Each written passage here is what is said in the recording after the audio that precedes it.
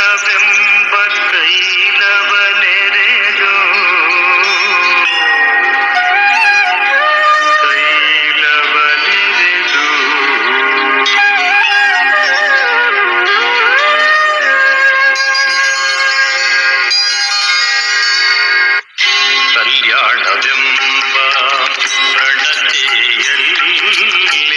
ಕಲ್ಯಾಣವೆಂಬ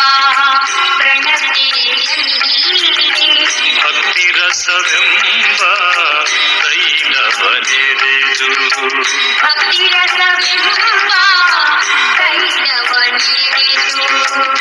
ಕಲ್ಯಾಣವೆಂಬ ಪ್ರಣತೆಯಲ್ಲಿ ಭಕ್ತಿ ರಸವೆಂಬ. ನಾನು ಮಹಾದೇವ್ ಕವಿಶೆಟ್ಟಿ, ಜನ್ಮಭೂಮಿ ಬಿಜಾಪುರ, ಕರ್ಮಭೂಮಿ ರಬಕವಿ ಬನಹಟ್ಟಿಯ ಪಟ್ಟಣ ಹೈಸ್ಕೂಲ್. ನಾನು ಕಳೆದ ಸುಮಾರು 20 ವರ್ಷಗಳಿಂದ ಶ್ರೀ ಬಸವಾನಂದರ ಅನುಯಾಯಿಯಾಗಿದ್ದೇನೆ. ಅವರ ಪುಣ್ಯದ ಫಲದಿಂದ ಅನೇಕ ಅದೃಷ್ಟವನ್ನು ಪಡೆದಿದ್ದೇನೆ. ಮೊದಲನೇದಾಗಿ ನಾನು ಹಿಮಾಲಯದ ಪ್ರತಿ ವರ್ಷ ಹಿಮಾಲಯಕ್ಕೆ ಹೋಗುತ್ತೇನೆ. ಇದೆಲ್ಲ ಅವರ ಆಶೀರ್ವಾದದ ಫಲ. ಪ್ರತಿ ವರ್ಷವೂ ಹೋಗಿ ಪುಣ್ಯಭೂಮಿ, ತಪೋಭೂಮಿ, ದೇವಭೂಮಿ ಅಂತ ಕರೆಸಿಕೊಳ್ಳುವಂಥ ಈ ಹಿಮಾಲಯದಲ್ಲಿ ನಾನು ಪ್ರತಿ ವರ್ಷ ಅಡ್ಡಾಡಿ ಅಲ್ಲಿಯ ಎಲ್ಲ ದೃಶ್ಯಗಳನ್ನು, ಮನಮೋಹಕ ದೃಶ್ಯಗಳನ್ನು, ನಯನ ಮನೋಹರ ಸರೋವರಗಳನ್ನು, ಅರಣ್ಯಗಳನ್ನು ಚಿತ್ರಿಸಿ ಅದರ ಮೇಲೆ 3 ಪುಸ್ತಕಗಳನ್ನು ಬರೆದಿದ್ದೇನೆ. ಇದೆಲ್ಲ ಶ್ರೀಗಡ ಕಪೆ. ಈಗ ನಾನು ನಿಮ್ಮ ಸತ್ಸಂಗದಲ್ಲಿ ಕೂಡಿದ್ದು ನನ್ನ ಪುಣ್ಯದ ಭಾಗ್ಯವನ್ನು ತಿಳ್ಕೊಂಡು ಒಂದು ಚಿಕ್ಕ ಕಥೆಯನ್ನು ಹೇಳುತ್ತೇನೆ. ಅಂದರೆ ನೀವು ಸತ್ಸಂಗದಲ್ಲಿ ನಿರಂತರ ಸತ್ಸಂಗದಲ್ಲಿ ಇರುವುದರಿಂದ ನಿಮಗೆ ಎಂಥ ಮನಸ್ಸಿನ ಆನಂದ ಸಿಗುತ್ತದೆ. ನೀವು ನಿಮ್ಮ ಎಲ್ಲ ಜೀವನದ ಎಲ್ಲ ಶರೀರದೊಳಗಿನ ಎಲ್ಲ ಸೆಲ್ಲೆಗಳು, ಎಲ್ಲ ಜೀವಾಣುಗಳು ಯಾವ ರೀತಿ ಆಕ್ಟಿವ್ ಆಗಿರುತ್ತೆ ಎಂಬುದಕ್ಕೆ ಒಂದು ಸಣ್ಣ ಕಥೆಯನ್ನು ಹೇಳ್ತೇನೆ. ಒಬ್ಬ ಮೋಚಿ, ಒಬ್ಬ ಹಿಂದುಳಿದ ಒಬ್ಬ ವ್ಯಕ್ತಿ, ಬಹಳ ಬಡವ ಅಂದ್ರೆ ಆತ ಎಷ್ಟು ಬಡವಿರ್ತಾನೆ ಅಂದ್ರೆ ದಿನಾಲು ಆಗಿನ ಕಾಲಕ್ಕನುಸಾರವಾಗಿ 4 ಆಣೆ 8 ಆಣೆ ದುಡಿಯುವಂತ ಒಬ್ಬ ಮೋಚಿ. ಅವನಿಗೆ ವಿಷ್ಣುವಿನ ಹತ್ತಿರ ಅಂದ್ರೆ ಬದ್ರಿನಾಥದ ಪುಣ್ಯಕ್ಷೇತ್ರಕ್ಕೆ ಹೋಗಬೇಕೆಂಬ ಒಂದು ಬಲಿಷ್ಠವಾದ ಆಸೆ ಇರ್ತೈತಿ. ಆ ಆಸೆಯನ್ನು ಪೂರೈಸಿಕೊಳ್ಳಲು ಆತ ಸುಮಾರು 60-70 ವರ್ಷ ಪ್ರಯತ್ನ ಮಾಡಿದರೂ ಕೂಡ ಅದು ಅವನಿಗೆ ಕೈಗೂಡಿರುವುದಿಲ್ಲ. ಅಂದ್ರೆ ಏನ್ ಮಾಡ್ತಾನೆ ಆತ, ಕೊನೆಗೆ ತನ್ನ ಜೀವನದ ಕೊನೆ ಅವಧಿಯಲ್ಲಿ ಅಲ್ಲಿ ಇಲ್ಲಿ ನಿಮ್ಮಂಥ ಭಕ್ತರನ್ನ, ನಿಮ್ಮಂಥ ಸದ್ಗುಣಿಗಳನ್ನ ಭೇಟಿಯಾಗಿ ಆ ಕಡೆ 1 ರೂಪಾಯಿ, ಈ ಕಡೆ 1 ರೂಪಾಯಿ, ಈ ಕಡೆ 1 ರೂಪಾಯಿ, ಹೀಗೇನೇನೋ ಹಣ ಕೂಡಿಸಿ ಆ ಹಣದ ಸಹಾಯದಿಂದ ಆತ ಒಂದು ದಿನ ಬದರಿಗೆ ಹೋಗುತ್ತಾನೆ. ಬದರಿಯಲ್ಲಿ ವಿಷ್ಣು ದರ್ಶನ, ಲಕ್ಷ್ಮೀ ದರ್ಶನ ಮಾಡ್ಬೇಕಂತ ಬಹಳ ಕಷ್ಟಪಟ್ಟು, ತಮಗೆ ಗುರುತುಂಟು ಈ ಹಿಮಾಲಯದಲ್ಲಿ ಯಾವಾಗಲೂ 0-ಡಿಗ್ರಿ ಚಳಿ ಇರ್ತೈತಿ. ಅಂತ ಚಳಿಯಲ್ಲಿ ಆತ ಬದರಿಗೆ ಹೋಗುತ್ತಾನೆ. ಬಹಳ ಕಷ್ಟಪಟ್ಟು ಹೋಗ್ತಾನೆ, ಬಹಳ ಭಕ್ತಿಯಿಂದ ಹೋಗುತ್ತಾನೆ, ಬಹಳ ಶ್ರದ್ಧೆಯಿಂದ ಹೋಗುತ್ತಾನೆ. ಅತ್ಯಂತ ನಿಷ್ಠೆ ಇಟ್ಕೊಂಡು ಹೋದಾಗ ಬದರಿ ಮುಟ್ಟಿದ ತಕ್ಷಣ ಎದುರಿಗೆ ಪೂಜಾರಿ ಬರ್ತಿರ್ತಾನೆ. ಪೂಜಾರಿ ಅಂದ್ರೆ ಬದರಿ ನಾರಾಯಣನ ಪೂಜೆ ಮಾಡುವಂತ ಒಬ್ಬ ಪೂಜಾರಿ ಬರ್ತಿರ್ತಾನೆ. ಆತ ಆ ಮೋಚಿಯನ್ನ ಕೇಳ್ತಾನೆ, ನೀನ್ ಯಾಕೆ ಬಂದ್ಯಪ್ಪ ಇಲ್ಲಿ? ಇಲ್ಲಪ್ಪ, ನಾನು ನನ್ನ ಇಡೀ ಜೀವನ ಪರ್ಯಂತ ಯಾವ ರೀತಿ ಶಬರಿ 94 ವರ್ಷ ಶ್ರೀರಾಮನ ದಾರಿ ಕಾಯ್ದಳೋ ಆ ರೀತಿ ನಾನು ನನ್ನ ಇಡೀ ಜೀವನ ಪರ್ಯಂತ ನಾನು ಬದರಿ ವಿಷ್ಣುವಿನ ದರ್ಶನ ಮಾಡ್ಬೇಕಂತ ಸಂಕಲ್ಪ ಮಾಡಿದ್ದೆ. ಅದು ಇವತ್ತ ಕೂಡಿ ಬಂದದ. ಅದಕ್ಕೆ ನಾ ಬದರಿ ನಾರಾಯಣ ದರ್ಶನಕ್ಕೆ ನಾ ಬಂದಿದ್ದೇನೆ ಅಂತಾನ.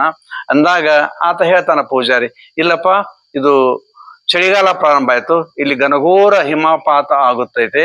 ಆ ಕಾರಣದಿಂದ ನಾವು ಈ ಪೆಟ್ಟಿಗೆಯನ್ನ ತೆಗೆದುಕೊಂಡು ತೆಳಗಿನ ಗ್ರಾಮಕ್ಕೆ ಹೋಗ್ತೇವೆ.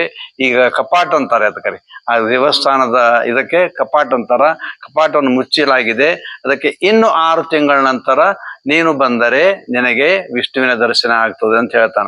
ಆತ ಅಲ್ಲೇ ಅಳ್ಕೊಂತ ಕೂತ್ ಬಿಡ್ತಾನ್ರಿ. ಇಷ್ಟೆಲ್ಲಾ ಕಷ್ಟಪಟ್ಟು ನಾನು ಮೇಲೆ ಬಂದೆ, ಈ ಹಿಮಾಲಯದ ಪರ್ವತದ ಮೇಲೆ ಬಂದೆ, ನನಗೆ ಬದ್ರಿ ನಾರಾಯಣನ ದರ್ಶನ ಆಗ್ಲಿಲ್ಲ ಅಂತ ಅಳ್ಕೋತ ಕುಂದಿರ್ತಾನೆ. ಕತ್ಲಾಗಿಬಿಡ್ತದೆ. ಈ ರೀತಿ ಯಾವ ರೀತಿ ಕತ್ಲಾಗ್ಯದಲ್ಲ, ಈ ರೀತಿ ಕತ್ಲ ಆದ ತಕ್ಷಣ ಅವನಿಗೆ ಎದುರಿಗೆ ಒಬ್ಬ ಸಾಧು ಬರ್ತಾನೆ. ಮತ್ತೊಬ್ಬ ಸಾಧು, ಈ ಪೂಜಾರಿ ಹೊರಟು ಹೋಗಿಬಿಡ್ತಾನೆ. ಹಾಗೆ ಹೇಳಿ ಆ ಕಪಾಟನ್ನು ತೆಗೆದುಕೊಂಡು, ವಿಷ್ಣುವಿನ ಕಪಾಟನ್ನು ತಗೊಂಡು ಹೋಗಿಬಿಡ್ತಾನೆ. ಎದುರಿಗೆ ಒಬ್ಬ ಸನ್ಯಾಸಿ ಬರ್ತಾನೆ, ಸಾಧು ಬರ್ತಾನೆ. ಆ ಸಾಧು ಕೇಳ್ತಾನೆ, ನೀನ್ ಯಾರಪ್ಪ, ಇಲ್ಲೇ ಯಾಕೆ ಬಂದಿ? ಇಷ್ಟು ಚಳಿ ಒಳಗ ಇಂಥ ಕಟ್ಟು ಘನಘೋರ ಅರಣ್ಯದಲ್ಲಿ ಯಾಕೆ ಬಂದಿಯಪ್ಪ ಇಂಥ ಕಷ್ಟ ಕಾಲದಲ್ಲಿ ಕೇಳ, ಇಲ್ಲಿ ನಾನು ಅಗ್ದಿ ಮನಪೂರ್ವಕವಾಗಿ ಇಡೀ ನನ್ನ ಜೀವನ ಪರ್ಯಂತ ನಾನು ಸಂಕಲ್ಪ ಮಾಡಿ ಬದ್ರಿನಾರಾಯಣ ದರ್ಶನಕ್ಕೆ ಬಂದಿದ್ದೆ. ಆದರೆ ಚಳಿಗಾಲ ಪ್ರಾರಂಭ ಆಗ್ತದಂತ ಪೂಜಾರಿ ಅವರು ಹೇಳಿ ಕೆಳಗಡೆ ಹೋಗಿದ್ದಾರೆ. ಇನ್ನು 6 ತಿಂಗಳ ನಂತರ ಬದ್ರಿನಾರಾಯಣ ದರ್ಶನ ಆಗ್ತದಂತ ಅವ್ರು ಹೇಳಿದ್ದಾರೆ. ಅದಕ್ಕೆ ನಾನು ಅಳ್ಕೊಂತ ಕೂತೀನ್ರಿ ಅಂತ ಹೇಳಿ ಅಗ್ದಿ ಮನಪೂರ್ವಕವಾಗಿನೇ, ಶ್ರದ್ಧಾಪೂರ್ವಕವಾಗಿನೇ, ಭಕ್ತಿಪೂರ್ವಕವಾಗಿನೇ ಬಂದಂತವನಿಗೆ ನಿರಾಶೆ ಆದ ತಕ್ಷಣ ಕಣ್ಣಲ್ಲಿ ನೀರು ಬಂದಾಗ, ಹಿಂಗೇನಪ್ಪ ನೀನು ನಿಜವಾಗಿಯೂ ಹೀಗೆ ಬಂದಿದ್ಯಾ, ಶ್ರದ್ಧೆಯಿಂದ ಬಂದಿದ್ಯಾ, ನಿಷ್ಠೆಯಿಂದಲೇ ಬಂದಿದ್ಯಾ ಅಂತ ಕೇಳ್ತಾರೆ ಸಾಧು ಮಹಾರಾಜರು.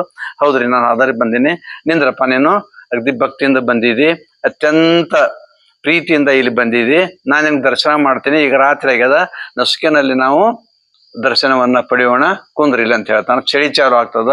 ಚಳಿ ಚಾಲು ಆದ ನಂತರ ಆತನ ಏನ್ ಮಾಡ್ತಾನ್ರಿ, ತಗೋರಪ್ಪ ಇಲ್ಲಿ ಸುತ್ತಲೆಲ್ಲ ಕಟ್ಟಿಗೆ ಪುರಳೆ ಬಿದ್ದದ, ಅವೆಲ್ಲ ತಗೊಂಡು ಉರಿ ಹಚ್ಕೊಂಡು ಕಾಸ್ಕೋತ ಕುಂದ್ರು, ನಾನು ನಿನ್ನ ಜೊತೆನೇ ಇರ್ತೀನಿ, ಕತೆ ಹೇಳ್ಕೋತ ಕುಂದ್ರು, ಸೂರ್ಯೋದಯ ಆದ ತಕ್ಷಣ ನಿನ್ನ ನಾನು ನಾರಾಯಣ ದರ್ಶನವನ್ನು ಮಾಡಿಸ್ತೇನೆ ಅಂತ ಹೇಳ್ತಾನ. ಆಮೇಲೆ ಸುತ್ತಮುತ್ತಲು ಬಿದ್ದಂತ ಪುರಳೆಗಳನ್ನ, ಕಟ್ಟಿಗೆ ಚೂರುಗಳನ್ನ, ಒಣ ಕಡ್ಡಿಗಳನ್ನ ಆರಿಸಿ ಉರಿ ಹಚ್ಚಿ ಕಾಸ್ಕೋತ ಕುಂದಿರ್ತಾರ. ಅಷ್ಟರೊಳಗ ಆತೇನ್ ಮಾಡ್ತಾನೆ, ಸನ್ಯಾಸಿ ಸಾಧು ಸಂತರು ಅವ್ರಿಗೆ ಕತೆ ಹೇಳ್ಕೋತ ಕುಂದಿರ್ತಾರೆ. ದೇವನ ಬಗ್ಗೆ, ವಿಷ್ಣುವಿನ ಬಗ್ಗೆ, ಲಕ್ಷ್ಮಿಯ ಬಗ್ಗೆ, ವೈಕುಂಠದ ಬಗ್ಗೆ, ಸ್ವರ್ಗಲೋಕದ ಬಗ್ಗೆ ಎಲ್ಲಾ ಸುಂದರವಾದ ಕಥೆಗಳನ್ನ ಸತ್ಸಂಗದಲ್ಲಿ ಕಳೀತಾರೆ. ನಸಕಾಗ್ತೈತಿ. ನಸಕ್ ಆದ ತಕ್ಷಣ ಆತ ಹೇಳ್ತಾನೆ, ನೋಡಪ್ಪ ನಸಕಾಯ್ತು, ಆ ಕಡೆ ಸೂರ್ಯ ಉದಯಿಸ್ತಾ ಇದ್ದಾನ ಪೂರ್ವಾಂಚಲದಲ್ಲಿ, ನೀನು ಹೋಗಿ ಅಲಕನಂದ ನದಿಯೊಳಗೆ ಸ್ನಾನ ಮಾಡಿ ಬಾ.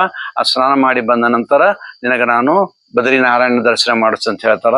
ಆತ ಸ್ನಾನಕ್ಕೆ ಹೋಗ್ತಾನ, ಶುಚಿರ್ಭೂತನಾಗಿ ದೇವರ ದರ್ಶನಕ್ಕೆ ಬರ್ತಾನ.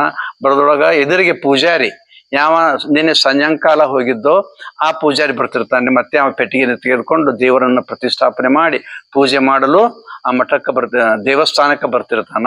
ಆವಾಗ ಆತ ಸಿಟ್ಟಿಗೆ ಹೇಳ್ತಾನ್ರಿ ಮುದುಕ, ಯಾಕಪ್ಪ ನಿನ್ನೆ ಸಂಜೆ ನನಗೆ ಭೇಟಿಯಾಗಿದ್ದೀನಿ, ಮತ್ತ 6 ತಿಂಗಳ ನಂತರ ಬರ್ತೀನಿ ಅಂತ ಹೇಳಿದ್ದಿ, ನಿನ್ನೆ ಸಾಯಂಕಾಲ ಹೋದವ ಮುಂಜಾನೆ ಬರ್ತಾ ಇದ್ದೀಯಲ್ಲ ಅಂತ ಕೇಳ್ತಾನ. ಇಲ್ಲಪ್ಪ, ನಾನು 6 ತಿಂಗಳ ನಂತರನೇ ಬಂದಿದ್ದೀನಿ. ಅರ್ಥ ಆಯ್ತ್ರಿ, ನಾನು 6 ತಿಂಗಳ ನಂತರನೇ ಬಂದಿದ್ದೀನಿ. ಅದಕ್ಕೆ ಇನ್ಮೇಲೆ ಮತ್ತೆ ಇದು ಓಪನ್ ಆಗ್ತಾ ಇದೆ, ದೇವಸ್ಥಾನ ಪ್ರಾರಂಭ ಆಗ್ತೈತಿ. ಎಲ್ಲಾ ಭಕ್ತರು ಪೂರ್ಣ ಕನ್ಯಾಕುಮಾರಿಯಿಂದ ಹಿಮಾಲಯದವರೆಗಿನ ಎಲ್ಲ ಭಕ್ತ ಸಮೂಹ ಇಲ್ಲಿ ಬಂದು ದರ್ಶನ ತಗೋತದ. ನಾನು 6 ತಿಂಗಳ ನಂತರನೇ ಬಂದೇನಂತಾನ. ಅವನಿಗೆ ಅದ್ಭುತ ಅನ್ನಿಸ್ತೈತ್ರಿ ಆ ಮುದುಕುಗ. ಅಂದ್ರೆ ನಾನು ಬಂದು ಈಗ 6 ತಿಂಗಳಾಯ್ತು ಅಂದ್ರೆ ಏನಾಯ್ತು, ಆ ಇದರಿಗೆ ಬಂದವ ಆ ಸನ್ಯಾಸಿ, ಆ ಸಾಧು ಸಂತ ಯಾರು ಅಲ್ಲ, ಸಾಕ್ಷಾತ್ ವಿಷ್ಣು ಭಗವಾನನೇ ಇರ್ತಾನ. ಅವ್ರು ಇಡೀ ರಾತ್ರಿ ಕೂತಿದ್ದು ಅವನಿಗೆ ಮೂಚಿಗ ಕಲ್ಪನೆ ಇರುವುದಿಲ್ಲ. ಅದು 6 ತಿಂಗಳು ಸರಿದು ಹೋಗಿರ್ತಾವ್ರಿ. ಅಂದ್ರೆ ನೀವೆಲ್ಲ ಇಲ್ಲೇನೋ ಸತ್ಸಂಗ ಬಂದಿದ್ರಲ್ಲ, ನೀವು ಕೂಡ ನಿಮ್ಮ ಸಮಯ ಹೇಗೋಯ್ತು, 10 ದಿವಸ ಹೇಗೋಯ್ತು, ಎಂತ ಆರೋಗ್ಯವನ್ನು ಪಡೆದ್ರಿ, ಎಂತ ಆನಂದದಿಂದ ನಾವು ಮರಳಿ ಹೋಗ್ತೇವೆ ಎಂಬುದನ್ನ ಇಲ್ಲಿ ನೀವು ಈ ಸತ್ಸಂಗದಿಂದ ಕಲಿಬಹುದು ಅಂತ ಹೇಳಿ ನನ್ನ ಮಾತಿಗೆ ನಾನು ವಿರಾಮ ಹೇಳುತ್ತೇನೆ. ಪ್ರಣಾಮಗಳು.